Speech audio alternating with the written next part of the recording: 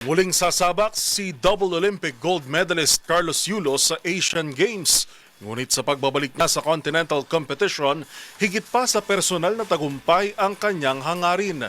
Ang matulungang makuha ng Pilipinas ang kauna-unahang gymnastics gold medal sa Asian Games. Sa eksklusibong panayam, sinabi ni Yulo na mas excited siyang sumabak sa Nagoya, Japan, lalo na't makakasama niya rin ang nakababatang kapatid na si Carl Eldrew Yulo.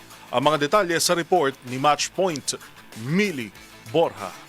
Muling sasabak si Carlos Yulo sa Asian Games at sa ikalawang pagkakataon niya sa kontinental na paligsahan, mas malaki ang kanyang motibasyon ang makatulong sa Pilipinas na makuha ang kauna-unahang gold medal nito sa gymnastics. Sa isang eksklusibong panayam ng DZRH TV, sinabi ni Yulo na excited siyang muling sumabak sa Asian Games, lalo na't dala niya ang mga aral mula sa una niyang paglahok sa Jakarta noong 2018.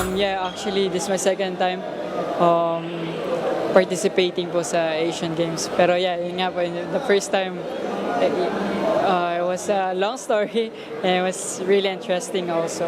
And I learned a lot of lesson sa first ko na yun. Mas iba naman ang sitwasyon ngayon para sa 26-year-old gymnast matapos ng ilang taon ng karanasan sa international competitions at ang pagkamit ng 2 Olympic gold medals. Sa 2026 Asian Games sa Nagoya, Japan, makakaharap ng Philippine Gymnastics Team ang ilan sa pinakamalalakas na programa sa Asia, kabilang ang Japan at China. Sa kabila nito, nananatiling nakatuon si Yulo sa paghahanda at sa pagbibigay ng kanyang pinakamahusay na performance para sa bansa. Yeah, I'm excited sa paparating po na Asian Games to really perform well po. And we're preparing really hard po for this one.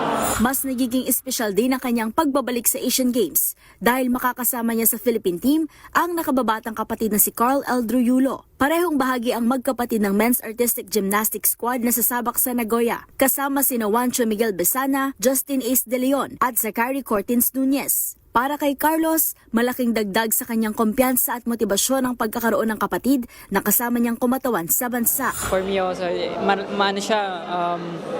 malaking bagay, malaking tulong, and malaking motivation din po na mas lalo pang galingan and mas lalo pang pagbutihan po sa mga competitions. Bukod sa sariling performance, sinabi rin niyang iba ang halaga ng pagkakataong makasama ang kanyang kapatid sa isang malaking international competition. Of course, it's really also for me like natutuwa kasi hindi na lang po ako and kapatid ko pa po yung kasama ko. Kaugnay nito, sabay ding maghahanda sa Japan ang magkapatid bago ang Asian Games.